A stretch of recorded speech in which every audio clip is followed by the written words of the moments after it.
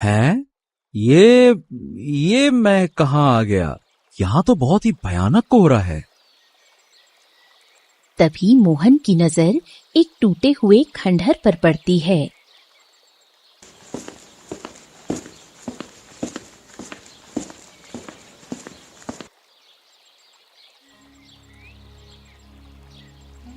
अरे अरे, ये तो कोई पुराना खंडहर लगता है। मोहन खंडहर के अंदर जाता है, जहाँ एक टूटी हुई सुंदर स्त्री की मूर्ति रखी होती है। वाह, बाप रे, ये तो किसी सुंदर स्त्री की टूटी हुई मूर्ति है। ऐसा लगता है जैसे किसी स्त्री को किसी ने जीवित अवस्था में ही पत्थर बना दिया हो, और समय के साथ ये मूर्ति भी देखो कैसे टूट गई है। ओ हो, काश मेरे पास अभी काम का सामान होता तो मैं इस अधूरी मूर्ति को पूरा कर देता। एकदम अद्भुत लगती। अचानक मूर्ति के अंदर से आवाज आती है, मैं यही चाहती हूँ, मुझे पूरा करो। केवल तुम ही हो जो मुझे पूरा कर सकते हो। हाँ, हे भगवान, ये मूर्ति भला बोल कैसे सकती है? तुम संसार के सबसे अच्छे मूर्तिकार हो, मुझे पूरा करो, पूरा करो। कुछ देर में ये आवाज पूरे जंगल में गूंजने लगती है और मोहन बेहोश होकर गिर जाता है। अगले ही पल मोहन की आंख खुलती है और वो अपने घर में होता है। ओहो, बाप रे, कितना भयानक सपना था। उसके सामने एक पिंजरे में बंद तोता बोल पड़ता है, लगता है तुम कोई बहुत खास सपना देख रहे थे। तुम सोते हुए बड़बड़ा भी रहे थे। अरे कुछ खास नहीं मिट्ठू। हाँ, क्या कहूँ, बहुत ही डरावना सपना था। मैंने खुद को कोहरे से भरे जंगल में देखा और वहाँ एक टूटा हुआ खंडहर था, और खंडहर में एक सुंदर स्त्री की टूटी हुई मूर्ति थी। और पता है, अचानक से वो मूर्ति मुझसे बात करने लगी। कभी कभी सपनों में सच्चाई भी दिखती है। हो सकता है कि ऐसी कोई मूर्ति और खंडहर वास्तव में मौजूद हो। मोहन मुस्कुराता है और पिंजरा खोल देता है। तोता उड़कर बाहर आता है। अरे मेरे प्यारे मिट्ठू, जब से तुम मेरे जीवन में आए हो ना, आधा अकेलापन तो वैसे ही दूर हो गया। वरना मुझ जैसे गरीब मूर्तिकार को गांव में कोई पूछता भी नहीं। हाँ, लेकिन मेरे आने के बाद तुम्हारा खर्चा भी तो बढ़ गया है ना। मैं देखता हूँ तुम कितनी मेहनत से मूर्तियाँ बनाते हो, फिर भी तुम्हारी मूर्तियाँ कोई नहीं खरीदता। बड़ी मुश्किल से घर चलाने लायक पैसा आता है तुम्हारे पास, और उसमें से भी हिस्सा मुझे देना पड़ता है। अरे मुझे इसकी कोई परवाह नहीं है मिट्टू। हाँ, मुझे तो आज भी वो दिन याद है जब मैं गरीबी से तंग आकर जंगल चला गया था। मोहन गुस्से में जंगल की ओर जा रहा था। जैसे ही वो जंगल के अंदर बढ़ा, एक भारी आवाज उसके कानों में टकराई। कौन हो तुम, और इतने गुस्से में जंगल के भीतर क्यों बढ़ते जा रहे हो? क्या तुम्हें नहीं पता, यहाँ भयानक जीव रहते हैं जो तुम्हें खा जाएंगे। मोहन ने जैसे ही पीछे देखा, एक वृक्ष के नीचे एक साधु बैठा हुआ उसे घूर रहा था। हाँ, तो बहुत अच्छा होगा साधु महाराज, कम से कम किसी जीव का भला तो होगा। जीते जी तो मैं किसी काम ही नहीं आया। गांव वाले मुझे अनाथ कहकर चढ़ाते हैं, मनहूस कहते हैं कि मेरे आने से ही मेरे माँ बाप चल बसे। मैं किसी काम का नहीं हूँ। लगता है कि तुम अपने जीवन से बहुत परेशान हो। हाँ महाराज, हाँ, मैं मूर्तिकार हूँ। किसी भी इंसान की हूबहू मूर्ति बना सकता हूँ, फिर भी कोई मेरी कला की कदर ही नहीं करता। मेरी बनाई मूर्तियां कोई नहीं खरीदता। समझ नहीं आता भगवान ने मुझे ये कला क्यों दी है। निराश मत हो पुत्र। अगर भगवान ने तुम्हें ये कला दी है तो इसके पीछे कोई न कोई कारण अवश्य है। बस अभी तुम्हारे समझने का समय नहीं आया। साधु ने इतना कहा ही था कि मोहन की नजर एक घायल तोते पर पड़ी। अरे अरे, ओ, ये तोता तो घायल है। मेरा जंगल में कोई दोस्त नहीं है। हर बार कोई जानवर मुझ पर हमला कर देता है। कोई तोता मुझसे दोस्ती नहीं करता।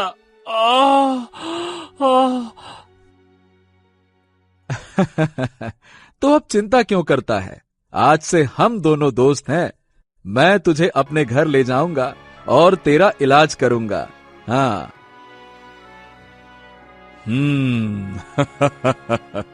चलो, तुम्हारे अकेलेपन का एक साथी तो मिल गया, और हो सकता है कि यही साथी आगे चलकर तुम्हारा भाग्य बदल दे। इतना कहकर साधु वहां से रहस्यमयी अंदाज में चला जाता है।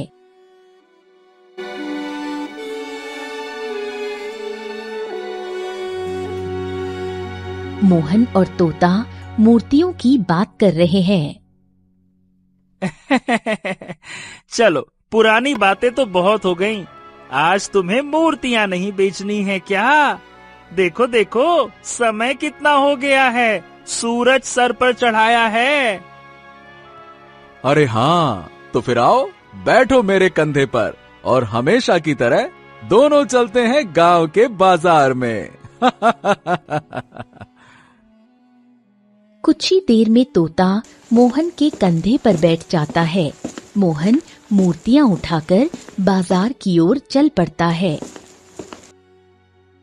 बाजार पहुंचकर मोहन अपनी मूर्तियां बेचने की कोशिश कर रहा है।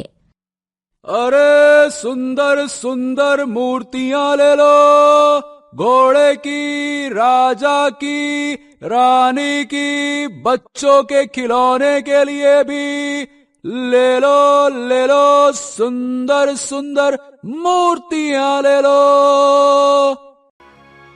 मगर कोई भी ग्राहक मोहन की ओर नहीं आता। मोहन सुबह से शाम तक वहीं बैठा रहता है। हाँ, अब क्या करें मिट्ठू, एक भी मूर्ति बिकी नहीं, और मेरे पास तो इतना धन भी नहीं है कि कुछ खरीद कर घर ले जा सकूं। ओहो, बात तो चिंता की है, और मुझे भी बहुत तेज भूख लगी है। ठीक उसी वक्त गांव का मुखिया आता है। ए मोहन, ए भैया, तुझे याद है तू कुछ समय पहले मुझसे उधार लेकर गया था और कहा था कि 2 दिन में लौटा देगा। आज 3 साल हो गए हैं, तूने अभी तक उधार न चुकाया, कब देगा? मुखिया जी, देखिए, मैं बहुत जल्दी चुका दूंगा। जब मैंने लिया था तब मुझे लगा था कि मेरी मूर्तियां बिक जाएंगी, लेकिन ऐसा नहीं हुआ। अरे नहीं बिकी तो मैं क्या करूं? मेरी बात कान खोल के सुन ले। गांव में शायद ही कोई ऐसा होगा जिससे तूने कर्ज न लिया हो, और सभी मेरे पास शिकायत लेकर आते हैं।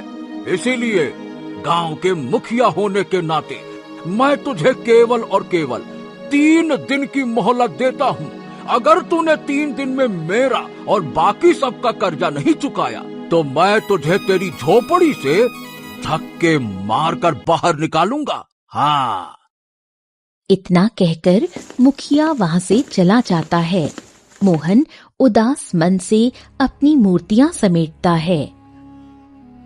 हाँ, देखा मिट्टू, इस मुखिया ने मेरी मजबूरी को नहीं समझा, उल्टा धमकी देकर चला गया। क्या यही होता है मुखिया?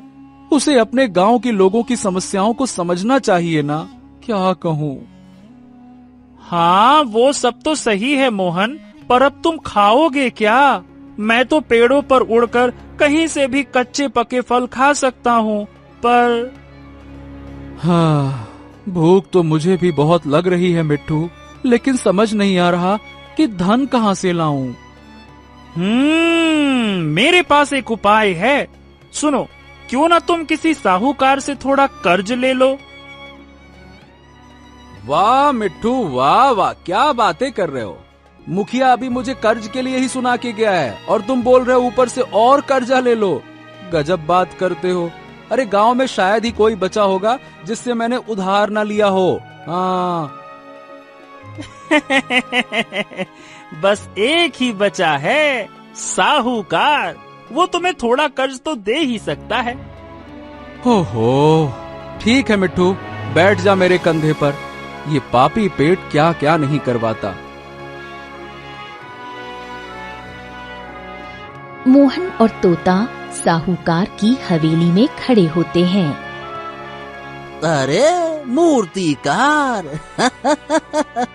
मेरे दरवाजे पर। क्यों भैया, सब कुछ ठीक तो है ना? प्रणाम साहूकार जी। आप तो जानते हैं कुछ दिनों से मेरी मूर्तियां नहीं बिक रही हैं और मैं धन के अभाव में हूँ। खाने तक के पैसे नहीं हैं साहूकार जी। कुछ दिनों से? अरे ये क्यों नहीं कहता कि 3 साल से किसी ने तेरी मूर्तियां नहीं खरीदी। अब सीधे सीधे ये बता, यहाँ किस काम से आया है? मुझे थोड़ा कर्ज चाहिए ताकि कुछ खरीद सकूं। मैं भी भूखा हूँ और मेरा मिट्टू भी। ठीक है, ठीक है, मैं तुझे कर्ज दे दूंगा, लेकिन 3 दिन में लौटाना होगा। नहीं लौटाया तो तेरी झोपड़ी में घुसकर सारी मूर्तियां उठा ले जाऊंगा। हैं? पर मेरी मूर्तियां तो बिकती ही नहीं हैं। आप उठाकर करोगे क्या? वो तेरे नसीब का खेल है। वैसे तेरे हाथ की मूर्तियां कमाल की होती हैं, एकदम लाजवाब। और मैं तो एक व्यापारी को जानता हूँ जो मूर्तियों का व्यापारी है। मैं तेरी मूर्तियां उसी को बेच दूंगा। अरे तो साहूकार जी, आप मुझे उस व्यापारी का पता दे दीजिए ना, मैं खुद ही अपनी मूर्तियां उसे बेच दूंगा। हाँ, बड़ा आया, खुद ही बेच आऊंगा। अबे तेरा दिमाग खराब हो गया है क्या? क्या मैं तुझे धंधा करने का ठेका देने वाला लगता हूँ? मेरी बात कान खोल के सुन, याद रखना, काम वही करूंगा जिसमें मेरा फायदा हो। इतना कहकर साहूकार कुछ सिक्के मोहन के हाथ में देता है। ये ले, पकड़, और याद रखना 3 दिन। चल अब देख क्या रहा है, दफा हो जा अपने तोते के साथ।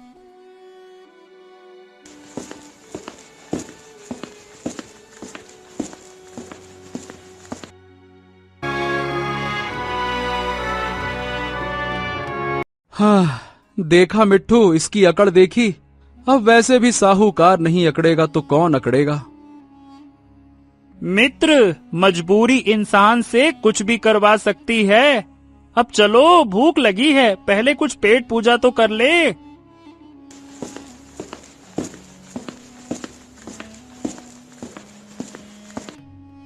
इसके बाद मोहन बाजार से कुछ आवश्यक सामान खरीदकर घर आता है।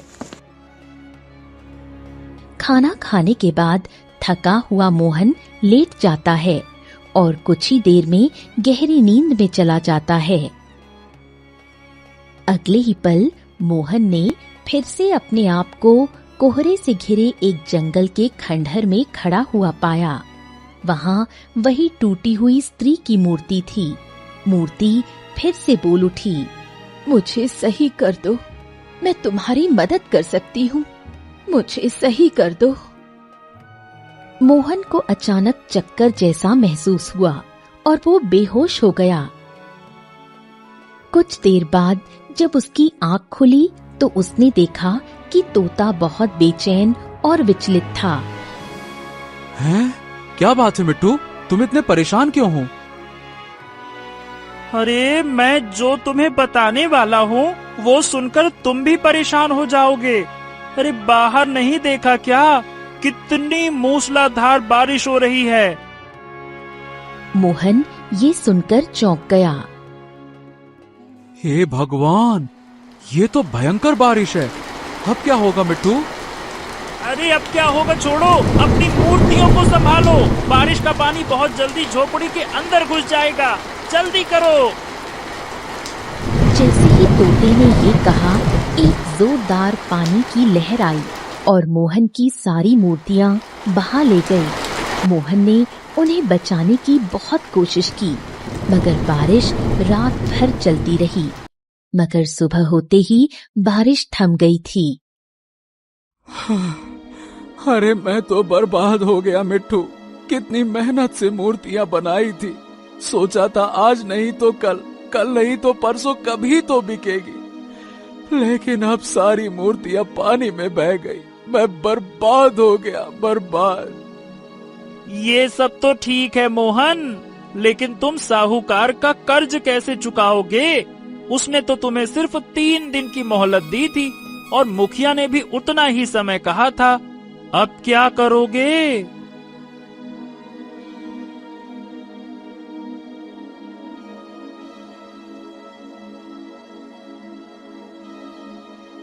हे मोहन, जल्दी से अब मेरा कर्ज चुका, और वो भी जो तूने गांव वालों से लिया है।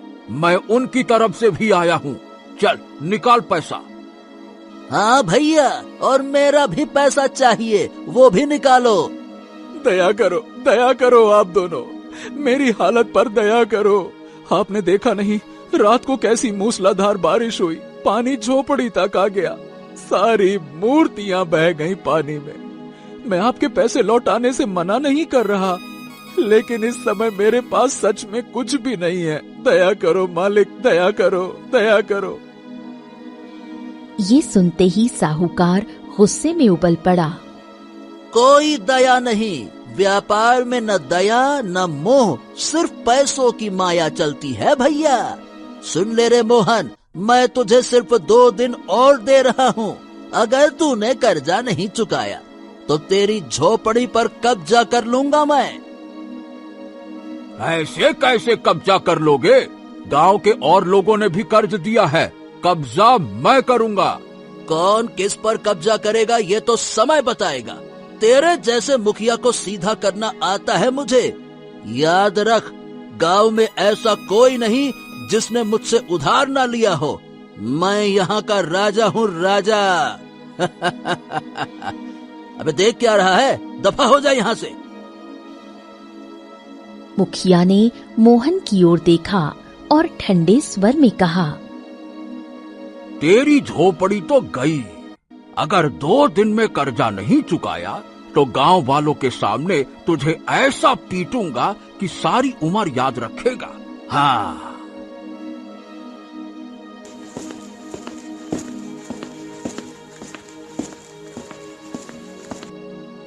साहूकार और मुखिया के जाते ही मोहन सिर पकड़कर बैठ गया। अब क्या होगा मिट्टू? तो अब होगा ये कि साहूकार और मुखिया ये दोनों कुत्ते बिल्ली की तरह भिड़ेंगे। लेकिन अगर 2 दिन में तूने कर्ज नहीं चुकाया ना, तो वो दोनों मिलकर तुझे खत्म कर देंगे। मेरी तो समझ नहीं आ रहा कि मैं करूं तो क्या करूं। उदास मत हो मोहन, इस मसले का भी कोई न कोई हल तो जरूर होगा। अच्छा बताओ, क्या आज भी तुम सोते में बड़बड़ा रहे थे? फिर से वही सपना आया क्या? हाँ, मैं तुम्हें बताने ही वाला था कि फिर से वही सपना। कोहरे भरा जंगल, वही खंडहर और वही बोलती मूर्ति। हाँ, और वो मूर्ति तुमसे कहती है कि उसे सही कर दो और वो तुम्हारी मदद करेगी, है ना? तो क्यों न एक काम करें मोहन, उस मूर्ति को ढूंढने के लिए जंगल में चलें? क्या कहते हो? अरे पागल वागल हो गए हो क्या मिट्टू? फालतू की बातें करते हो। कभी कभी भगवान की मदद ऐसे ही इशारों में मिलती है, हमें बस पहचानने की जरूरत होती है। मोहन गहरी सोच में डूब गया। कुछ पल बाद, हाँ, शायद तुम सही कह रहे हो मिट्टू, वो सपना साधारण नहीं लगता। चलो आज हम वही करेंगे। मोहन और तोता जंगल की गहराइयों में निकल पड़े।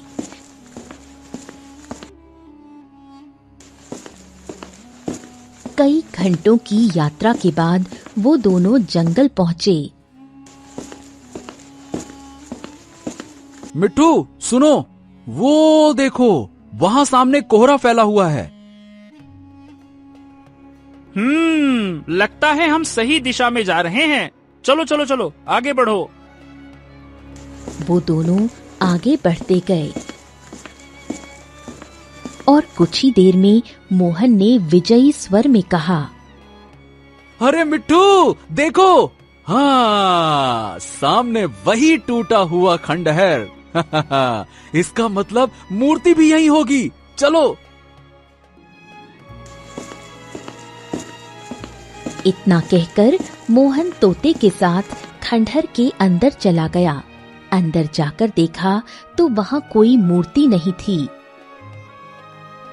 ए मिट्ठू, सपने में तो मुझे यही खंडहर दिखाई देता था, ऐसा ही कोहरा छाया रहता था, लेकिन जिस जगह मैं खड़ा था वहां एक मूर्ति भी होती थी, पर यहाँ तो कोई मूर्ति नहीं है।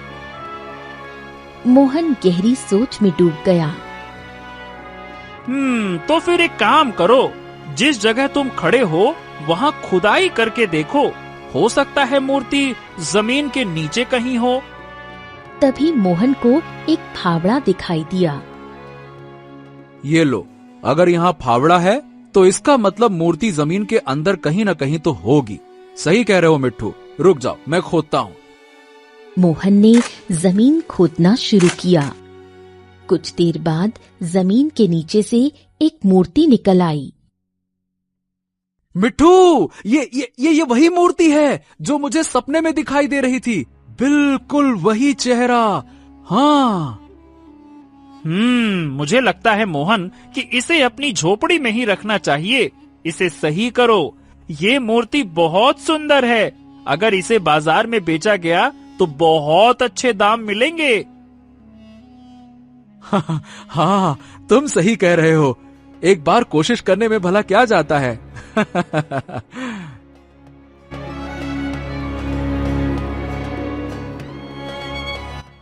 मोहन मूर्ति को लेकर अपनी झोपड़ी में आ गया।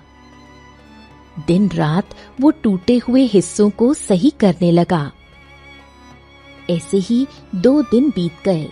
मोहन ने मूर्ति को ऐसा बना दिया जैसे वो पूरी तरह जीवित हो उठी हो।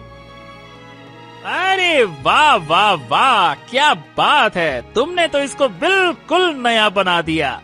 अब चलो इसको जल्दी से बाजार में बेच कर आते हैं, क्योंकि शायद तुम भूल रहे हो, साहूकार और मुखिया जी कुछ ही देर में अपना कर्ज मांगने आ जाएंगे। मोहन गहरी सोच में डूब गया और मूर्ति को घूरने लगा। नहीं मिट्ठू, मैं इस मूर्ति को नहीं बेचूंगा। हैं? लेकिन क्यों? 2 दिन तक मैंने इसे बड़ी मेहनत से तराशा है। न जाने क्यों मुझे इस मूर्ति से प्रेम हो गया है। हैं? मूर्ति से प्रेम? अरे तुम पागल वागल हो क्या? मूर्ख हो क्या? अरे देखो तो सही, कितनी सुंदर मूर्ति बनी है। इसे अच्छे दाम पर बेचो, अपना कर्ज चुकाओ, नहीं तो रहोगे कहाँ, खाओगे कहाँ? नंगा नहाएगा क्या, निचोड़ेगा क्या वाली हालत हो जाएगी। हाँ, मैंने सोच लिया, कुछ भी हो, मैं इस मूर्ति को अपने से अलग नहीं करूंगा मिट्ठू।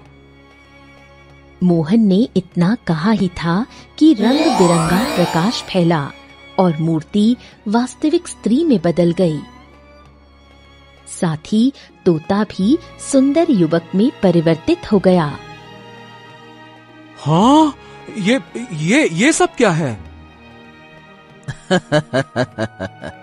मैं तुम्हें बताता हूँ। ये जो सुंदर स्त्री खड़ी है, जिसकी मूर्ति तुमने सही की है, वो मेरी बहन है। जी हाँ, मेरा नाम आदित्य है और ये मेरी बहन चंद्रलेखा है। हम दोनों केशव नगर राज्य के राजकुमार हैं। हमारे पिता राजा विक्रम हैं। कुछ समय पहले केशव नगर राज्य में एक जादूगर अचानक से घुस आया और वहां तबाही मचा दी। जब पिताजी को पता चला तो वो क्रोधित हो गए। उन्होंने हमें जादूगर के पीछे भेज दिया। हम दोनों भाई बहनों ने जादूगर को तलाशना शुरू किया। जंगल में हमें एक साधु महाराज मिले जिन्होंने हमें वापस लौटने को कहा, लेकिन हमने उनकी बात मानी नहीं। ओ, कहीं वो वही साधु तो नहीं है जो पहले मुझे मिले थे? याद है तोते, जब तुम मुझे घायल के रूप में मिले थे तो साधु महाराज थे वहां पे? हाँ, तुमने बिल्कुल सही कहा, वो वही साधु महाराज थे। हमने उनकी बात नहीं मानी और जादूगर की खोज जारी रखी, मगर जादूगर बहुत ताकतवर था। उसने अपनी जादुई शक्ति से मुझे तोते में और मेरी बहन को पत्थर की मूर्ति में बदल दिया। उसका आधा हिस्सा तोड़ दिया और जमीन में दबा दिया। उसने मुझसे कहा कि हम दोनों श्रापित हैं। हमारा श्राप तभी टूटेगा जब कोई मूर्तिकार मेरी बहन की मूर्ति को जमीन से बाहर निकालकर बिल्कुल ठीक कर देगा। ओ, तो क्या मैं वही मूर्तिकार हूँ? जादूगर ने कहा था कि अगर कोई मूर्तिकार मेरी मूर्ति को पूरी तरह सही कर दे और उससे सच्चा प्रेम कर बैठे, तभी हम मुक्त हो सकते हैं। तुमने मुझसे सच्चा प्रेम किया है, मैं तुमसे विवाह करूंगी। मोहन मुस्कुराया। कुछ दिनों बाद मोहन और चंद्रलेखा का विवाह संपन्न हो गया। इस तरह एक मूर्तिकार के प्रेम ने जादू के शाप को खत्म कर दिया।